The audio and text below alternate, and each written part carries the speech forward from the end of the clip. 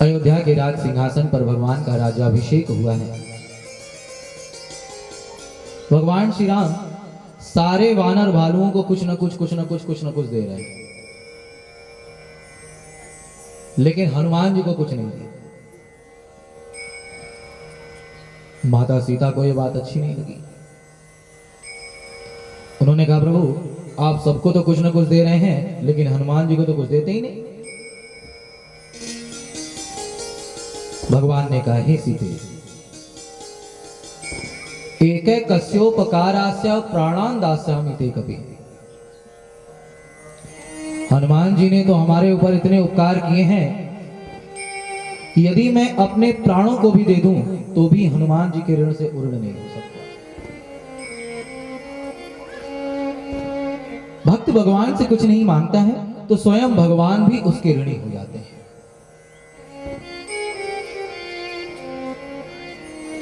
भगवान ने सुख यदि किसी को कम दिया है, भगवान ने यदि किसी को सुख थोड़ा कम दिया है तो सोचना चाहिए, अभी मैं सुख पाने के योग्य नहीं हुआ, इसी से भगवान ने हमें सुख नहीं दिया है। जैसे मां घर में लड्डू बनाती है, घर के सारे लोगों को देती है, लेकिन यदि बच्चे का पेट खराब हो तो उसे नहीं देती, क्योंकि मां जानती है यदि मैंने इसे दे दिया तो इसकी तबीयत और खराब हो जाएगी। अब छोटा बच्चा रोता है, चिल्लाता है, मां को भला बुरा भी कहता है। मां देखो सबसे प्रेम करती है, सबको देती है, मुझे तो देती ही नहीं। ठीक उसी प्रकार से हम सब भगवान के वरद पुत्र हैं। अरे भगवान तो ऐसे दयालु हैं कि जो भगवान को नहीं मांगता, कई लोग कहते हैं ना, अरे हम भगवान को नहीं मानते, भगवान क्या होता है, सब बेकार की बात है। ऐसे नास्तिकों का भी भरण पोषण स्वयं परमात्मा ही करते हैं। नास्तिकों को भी भगवान सूर्य का प्रकाश देते हैं, हा? वायु देते हैं, जल देते हैं। तो जब हम भगवान की भक्ति करते हैं तो भगवान भला हमें क्यों नहीं देंगे? विचार करना चाहिए। सुख पाकर के मेरी बुद्धि बिगड़ जाएगी, इसी से परमात्मा ने हमें सुख नहीं दिया। भक्त भगवान से कभी कुछ नहीं मांगता। सुदामा जी ने भगवान से कभी कुछ नहीं मांगा। सुदामा जी भगवान से मिलने के लिए द्वारिका जाते हैं। 8 दिन के भूखे हैं, शरीर की हड्डी हड्डी दिखाई पड़ रही है। सुदामा जी विचार करते हैं, ये दुख मेरे पाप के कारण आया है। मैंने अपने जीवन में बहुत पाप किया है, इसी से मेरे पास ये दुख है।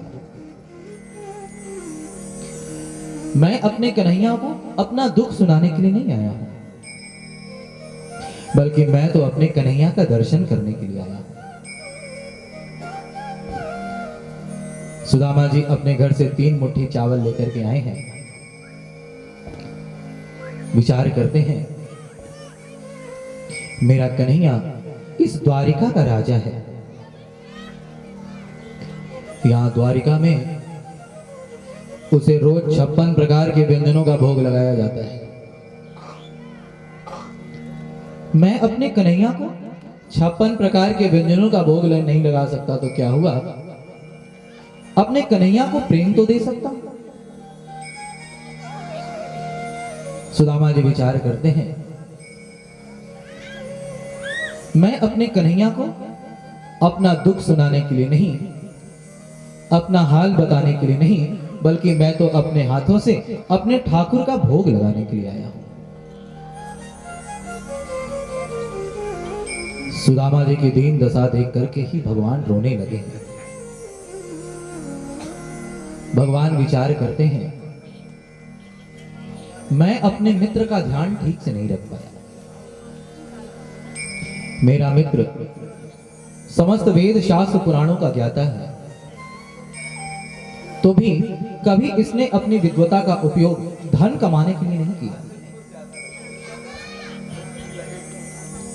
मेरे मित्र के पास इतना दुख आया, इसमें मेरा अपराध है। सुदामा जी की दीन दशा देख करके भगवान इतना रोए हैं कि अपने नेत्रों के आंसुओं से ही उनके पूरे पैरों को भिगो दिया है। सुदामा जी विचार करते हैं, मैं अपने कन्हैया को अपनी स्थिति बता करके कि कैसे घर में रोज बच्चे भूखे ही सो जाते हैं, ये स्थिति बता करके, अपनी गरीबी बता करके अपने कन्हैया को दुख देने के लिए नहीं आया,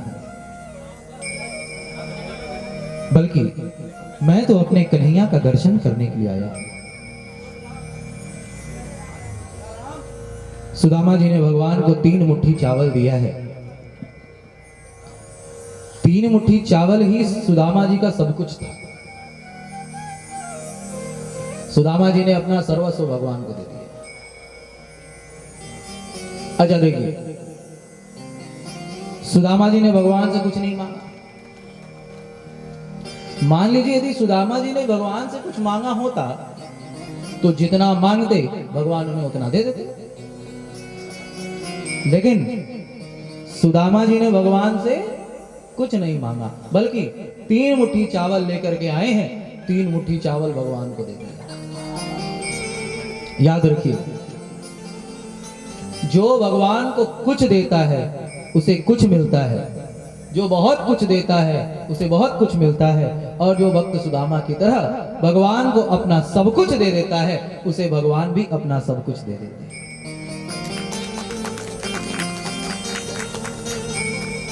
भगवान ने अपने द्वारिका जैसा ही महल बना करके सुदामा जी को दे दिया। भक्त भगवान से कभी कुछ नहीं मांगता।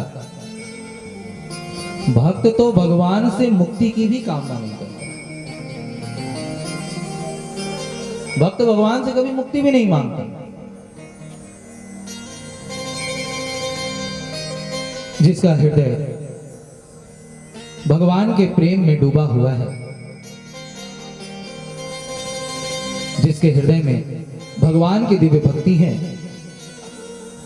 ऐसे भक्तों के मुक्ति भी पीछे पीछे पीछे पीछे चलती है। जैसे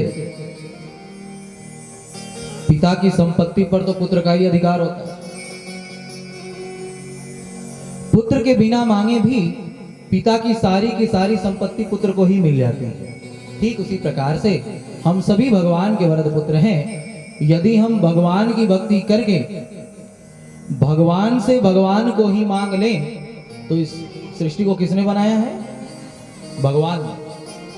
यदि हम भगवान की भक्ति करके भगवान से भगवान को ही मांग लें तो सारी सृष्टि पर हमारा अधिकार हो जाता है। जैसे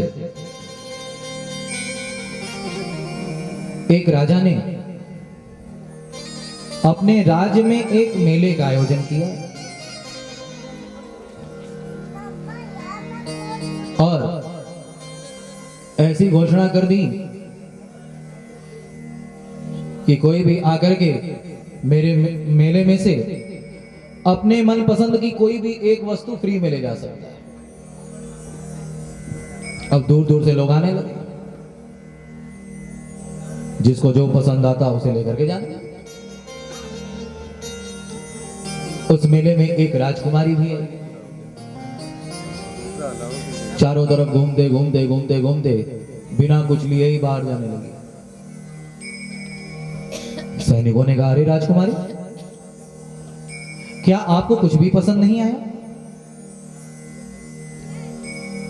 राजकुमारी ने कहा, नहीं, मुझे तो कुछ पसंद ही नहीं आया।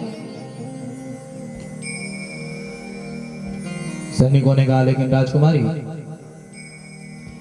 हमारे महाराज की तो ऐसी आज्ञा है कि कोई भी यहां से खाली हाथ नहीं जाए। कोई भी एक वस्तु जो आपको पसंद में आए उसे ले लो।